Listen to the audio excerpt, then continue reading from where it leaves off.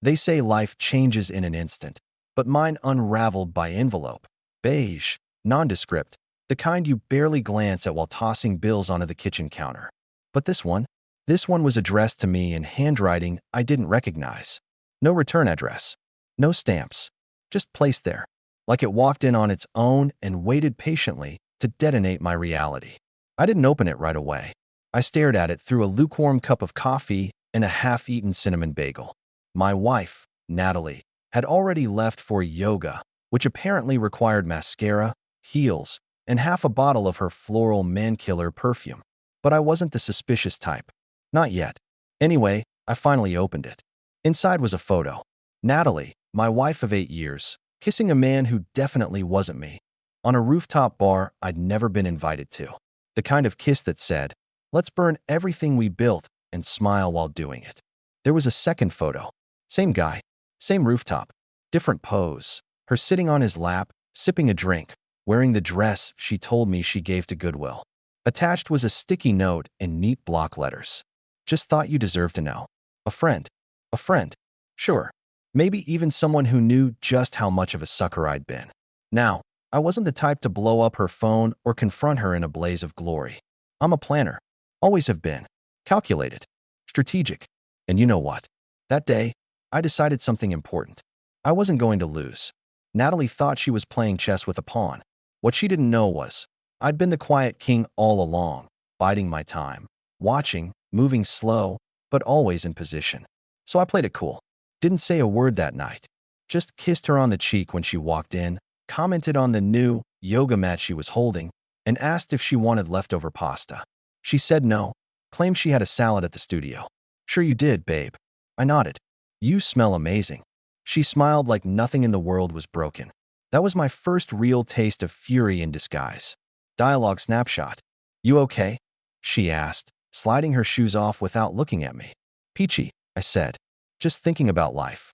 "Anything specific?" "Nope. Just seeing things more clearly lately."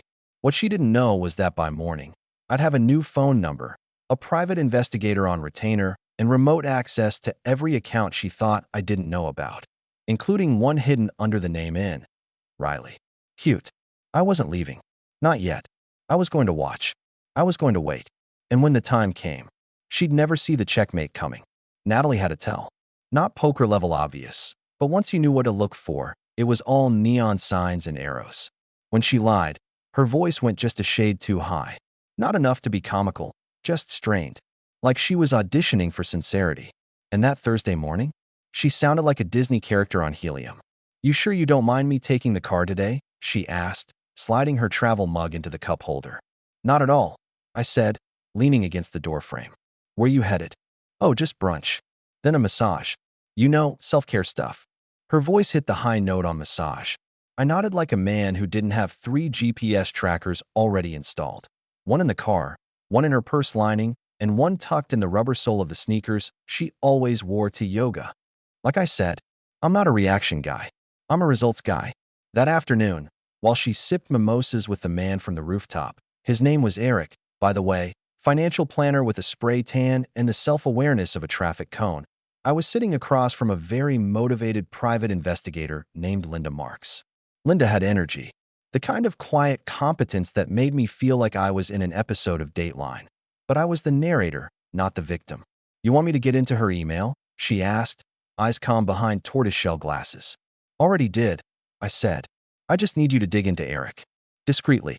You're not planning anything stupid, right?" she asked. I smiled. "Nothing illegal. Just poetic."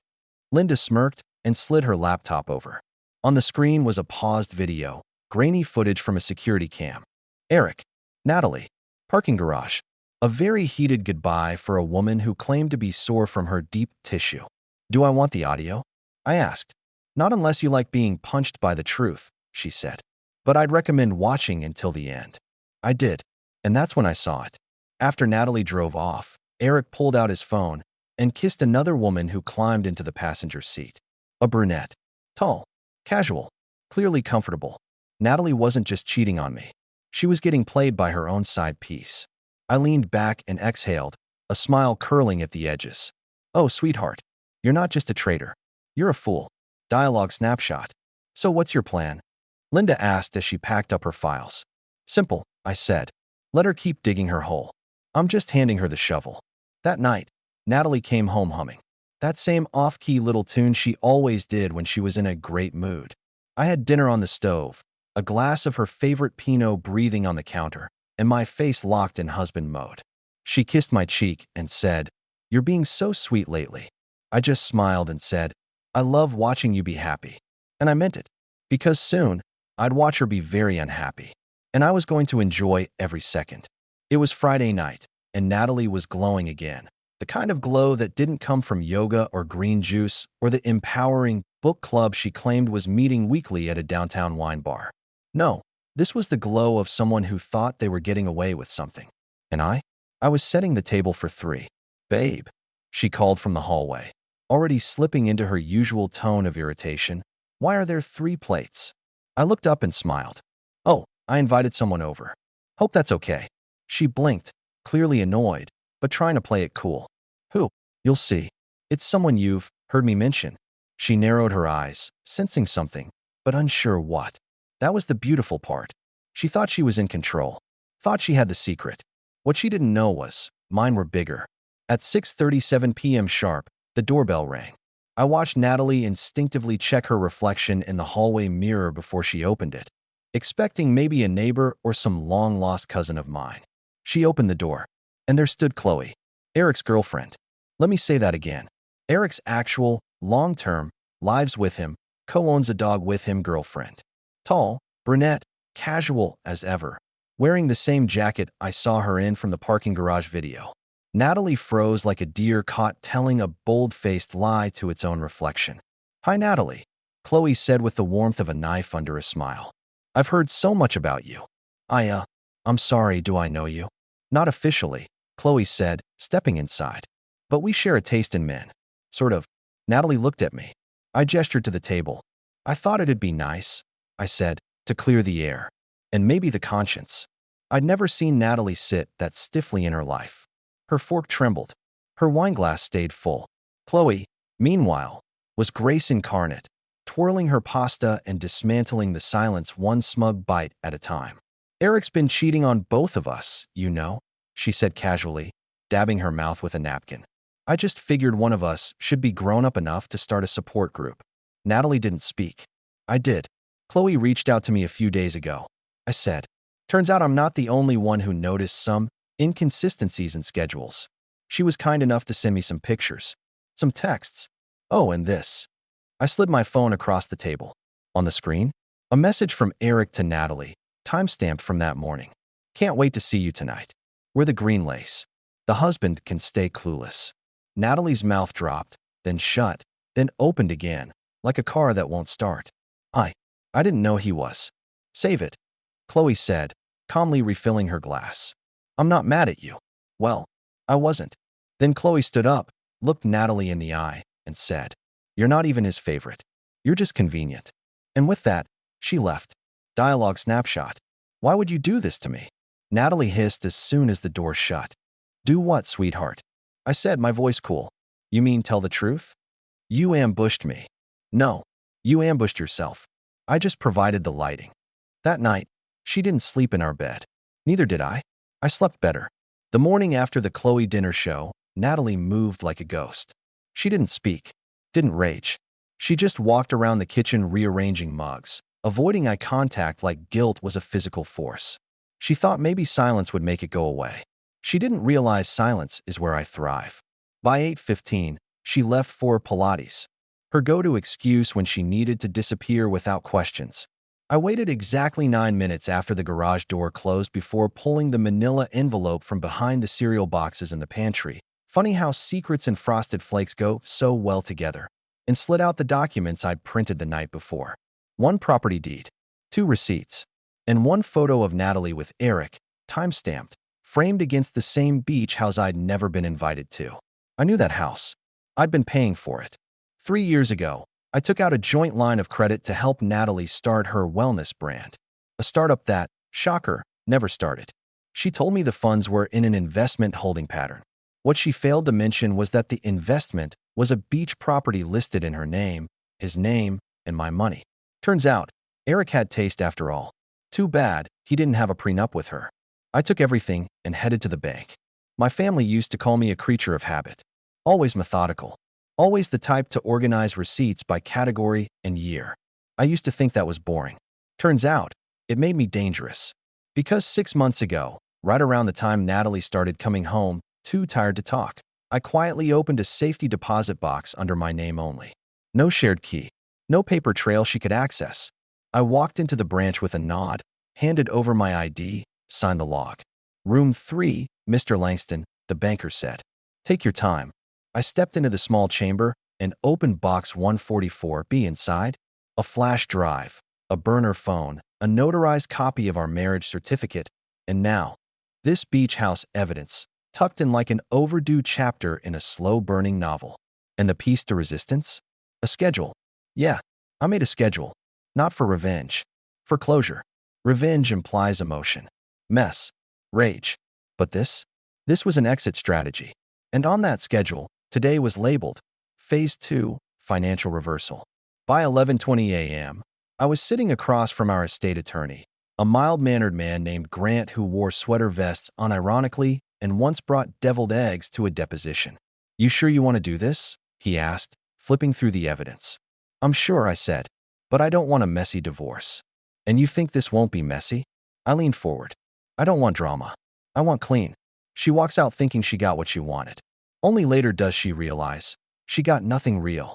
Grant paused, stared at me for a moment. You're playing the long game. Always have, I said. She just mistook silence for stupidity. He closed the file, nodded once. I'll start the prep. This is going to be poetic. Back home, I found Natalie on the back deck with sunglasses on and her phone glued to her hand. Probably texting Eric, who still didn't know I existed. Still didn't know he was about to lose everything he thought he was using her to gain. Hey, she said, cautious. Hey, I said, setting 2 glasses of iced tea down. Thought you could use a break. She stared at the drink like it might bite her. You're being nice? Why wouldn't I be? You humiliated me last night. You embarrassed yourself, I corrected. I just dimmed the lights. She looked at me then, really looked, like she was searching for the man she thought she married. The passive one, the forgiving one, the guy who'd rather bury conflict than face it.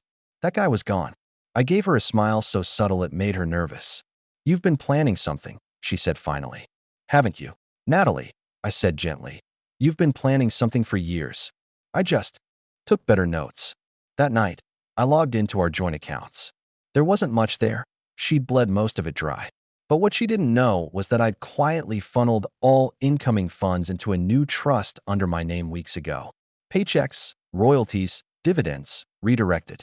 Her reaction was going to be interesting when she realized that while she was sipping wine with Eric in the beach house I technically paid for, I was moving assets out of reach faster than she could refresh her Sephora cart.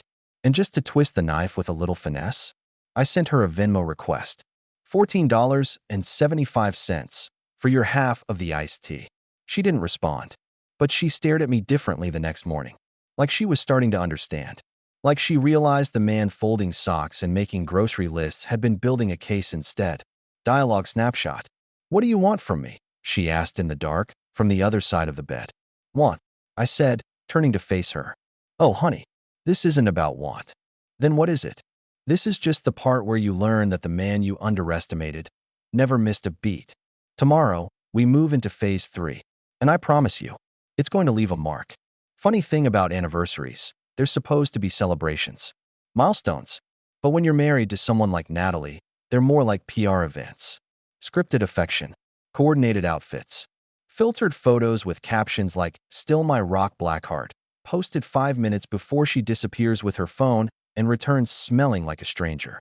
Still, this was the 10th. Double digits. Natalie wanted a party. A real one. Friends, co-workers, family, catered appetizers no one could pronounce. Minimalist luxury, she called it. We deserve something beautiful, she said, twirling her wine glass. Sure, I said, already planning the soundtrack to her downfall. I booked the venue myself, an art gallery downtown that looked fancy enough to distract from the tension in her smile. Hired the florist she always raved about. Even let her pick the playlist. She had no idea she was planning her own curtain call. The night of the party, I wore a gray suit tailored so clean it could slice glass. Natalie chose emerald green, the color she used to wear back when we were happy, or at least good at pretending. She curled her hair and kissed my cheek for photos, careful not to smudge her lipstick. She thought she was untouchable, glowing, triumphant. She didn't know I'd personally invited two key guests. Chloe, Eric's very much still girlfriend. James, our accountant, and the man currently investigating misused marital funds. Add champagne and a captive audience? The recipe practically wrote itself. The gallery was packed by 7:30 p.m. Everyone Natalie wanted to impress was there. Her boss, her Pilates friends, the neighbor she only waved to after seeing her outfit through the fence. She made rounds like a politician at a fundraiser, pouring charm on everyone within arm's reach. Me? I smiled, nodded, waited. At 8:12, Chloe walked in. Alone, confident. She didn't look at Natalie, not at first. Just sipped her drink and waited near the back wall, cool as marble. At 8:17, I tapped my glass. Everyone, I said, voice calm. Thank you for being here tonight. 10 years, wow. Laughter, scattered applause. Natalie linked her arm with mine and beamed. Marriage is complicated, I continued. There's joy, growth, and sometimes hard truths. The room quieted. She looked up at me, uncertain. The smile faltered just enough for me to see behind it. But transparency is love, right? I said. So tonight, I just want to raise a toast. Not to the version of us we pretend to be online, but to the real us. I pulled a small remote from my pocket and clicked. The gallery lights dimmed. A projection lit the back wall, photos. Innocent at first. Us in Italy. Our wedding. Our old dog, Max. Then, Natalie with Eric. A rooftop kiss. A hallway embrace. The beach house, captioned N+E forever in a message bubble. Muffled gasps filled the gallery. Natalie stiffened beside me like someone dropped ice down her spine. These are from the last 6 months, I said. Still calm. Some of you may recognize Eric. For those who don't, well, he's not here. He's otherwise occupied. Silence. Except for the hum of betrayal. Natalie tried to speak. I didn't let her. And while this is hard, I went on, I want to thank her. Because this taught me something. I turned toward her then. You taught me how to stop being the guy who waits to be loved back. She opened her mouth, too late. So here's to 10 years, I finished, raising my glass. The first 9 were decent. The 10th gave me clarity. And to everyone here tonight, don't worry. She'll be okay. She still has Eric. Or well. I looked to Chloe, who simply raised her glass and said, not anymore. That landed like a bomb. Dialogue snapshot. You humiliated me, Natalie hissed later, cornering me near the catering table. No, I said. You did that to yourself. I just put a frame around it. She stormed out around 8:45. Not before slapping the stem off a wine glass. Not before 3 different guests avoided eye contact and slipped out early. The best part? James, the accountant, handed me an envelope as he left. All cross-checked, he said. She's toast. Inside, itemized proof she used business funds to pay for weekends with Eric. Hotel bills, flights, even the spa gift card she gave her mother, bought with money she pulled from my retirement savings account. Turns out, betrayal has a paper trail. I got home before she did. She stormed in around 10:30, mascara streaked, heels in her hand. She looked like a headline waiting to happen. You planned that whole thing, she said. Of course I did, I replied. Did you think I was just going to crumble? That I'd cry and beg while you and Sprayton built a new life on my dime? I made a mistake. No, I said, grabbing my jacket. You made a choice. Repeatedly. Strategically. And now? So have I. You're not leaving me with nothing, she said, stepping in front of the door. Natalie, I said, opening it calmly. You already have nothing. You just haven't read the paperwork yet. That night, I checked into a hotel suite. Not because I had to, but because I could. She could keep the house, for now. Every inch of it would eventually be under audit. I laid down, shoes still on, smiled at the ceiling. Natalie had always been the star of her own story. Tonight, she learned what it felt like to be the villain in mine. You ever fire someone who didn't realize they'd already been replaced? That's what the next few days felt like. Natalie still strutted through the house in silk robes and last season confidence, acting like my little anniversary outburst was some blip. A tantrum. Something we could work through. She didn't get it yet. That wasn't my outburst. That was my announcement. So I invited her to breakfast. Not to talk things out. Not to listen to her workshop a teary apology that would fall apart on cross-examination. No, this was business. And like any responsible executive, I'd prepared for her exit interview. She came downstairs late, of course, wearing sunglasses indoors and sipping from a mason jar labeled Cleanse and Reboot. The irony nearly killed me. Wow, she said. Full spread? What's the occasion? Thought we'd have a little chat, I said, motioning to the chair across from me. She slid into it like a queen gracing the throne at Versailles, legs crossed, bored before we even began. That was her problem. Always playing chess on a tic-tac-toe board. I pushed a folder across the table. Inside, everything. The wire transfers. The falsified business expenses. The shared mortgage payments she rerouted to cover Eric's credit card debt. Photos of her car parked outside the same hotel every Thursday between 2 o'clock and 4:30 p.m. I figured we should make this simple, I said. Straightforward. Legal. You've been keeping all this? She asked, voice suddenly smaller. Only since June, I said. You know, right after you said I'd forgotten how to surprise you. She flipped through the pages like she was scanning a menu at a restaurant she didn't remember booking. Page 5. She flinched. That was the one with her Venmo history. $200 for consulting. Another $350 for yoga retreat supplies. One of them even said, thanks for last night, winking face.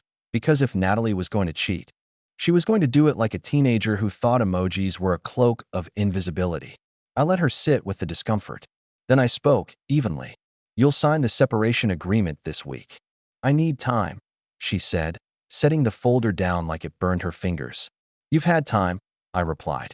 You just spent it with someone else. The air between us went still, thick with whatever version of guilt she could still summon. She tried to recalibrate. You could practically hear the wheels grinding behind her eyes. We can fix this, she tried.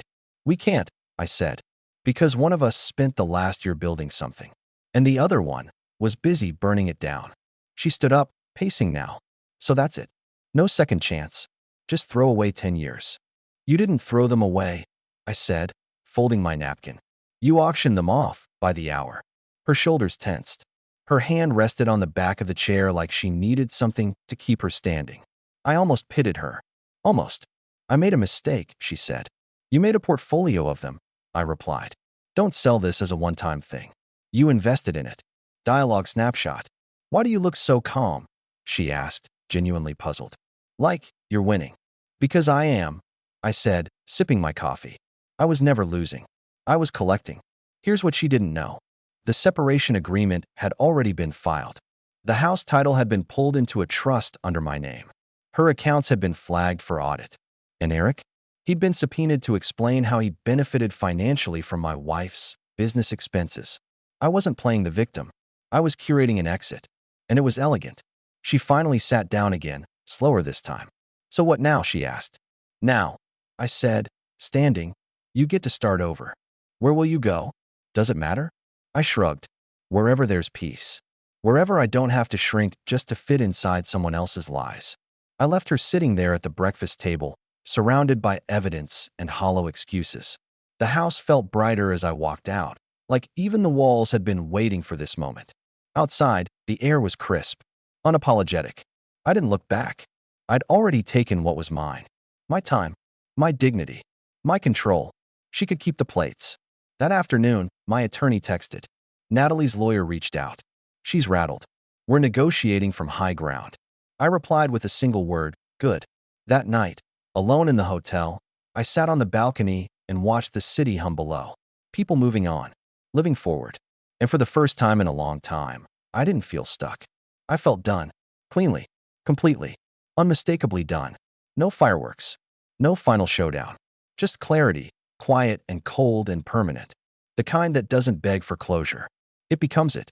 You'd be surprised how fast people pick a side when there's blood in the water. Friends. Her friends. The brunch crowd. The wine moms. The spiritual but petty types who used to side-eye me when I didn't gush over her vacation Instagram captions. One by one, they stopped texting. A few sent vague, guilt-riddled apologies. And my friends? They stuck around. Quietly. Respectfully. Like they always knew I'd find my spine eventually. They just didn't know it would arrive gift-wrapped in court filings and confidential reports. But the real test came at Sunday dinner. My parents. Her parents. Same table. One roast chicken and enough tension to slice with a salad fork. It's sad, her mother said, swirling wine, to see a marriage fall apart over misunderstandings. I smiled. Which part was the misunderstanding? The fake receipts or the hotel loyalty points? Natalie didn't speak. Her father stared at the mashed potatoes like they had the answers. That's the thing about truth. It doesn't ask permission. It just arrives, shoves its hands in your pockets, and sits down at the table like it paid for dinner. I didn't go to gloat. I went to say goodbye to all of it. The illusion, the polite nods, the white lies dressed in pearls and politeness. 2 weeks later, I got a letter from Natalie's lawyer. She wanted the beach house. Not the house we lived in. Not the one she cheated in. The one she bought with my money. I laughed. It came out dry, hollow, almost admiring. That level of delusion takes commitment. I met her at the property, neutral ground. Sun setting, wind off the ocean, the kind of place people write vows they don't mean.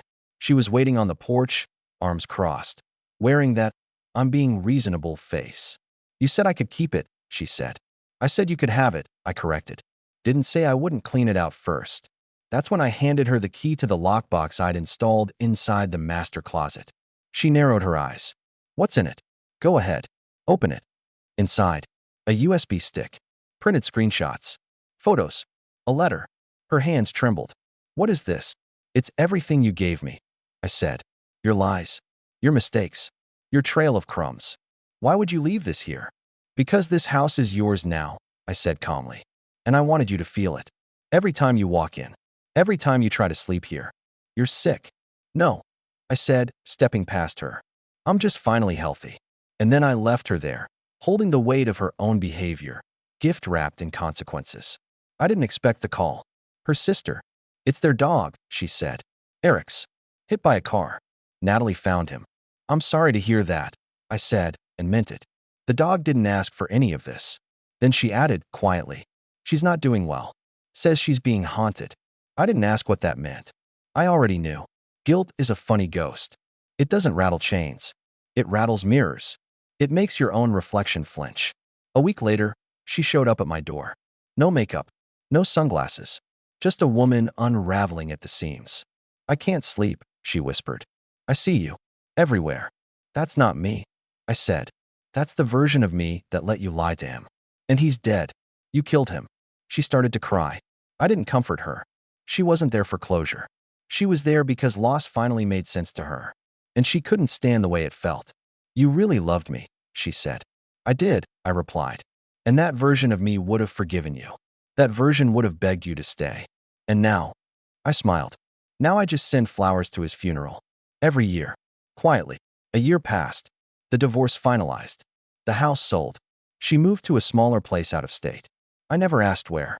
Didn't care. I rebuilt. Quietly. Cleanly. Until one morning, I got a letter. Handwritten. No return address. Inside was a note and a business card. You always said I'd break everything. I thought you'd like to know you were right. But you never said what you'd do with the pieces. The card? A private investigator. The one she had hired. Yes, she hired someone. Not to follow me. Not for court leverage. But to find Eric. He was gone. He'd skipped town. Left her behind. Took the last bits of her dignity with him. The twist? The PI she hired? It was Linda. The one I used at the start. Linda had played both sides. Not maliciously, just professionally. Because I told her from day one. Don't just watch Natalie. Watch Eric too. Someday, she'll come looking. And I want her to find nothing. The final move wasn't vengeance. It was silence. No confrontation. No letters. Just absence. I didn't respond to the note. I didn't need to. Because by the time she realized she'd lost everything, I wasn't even watching anymore.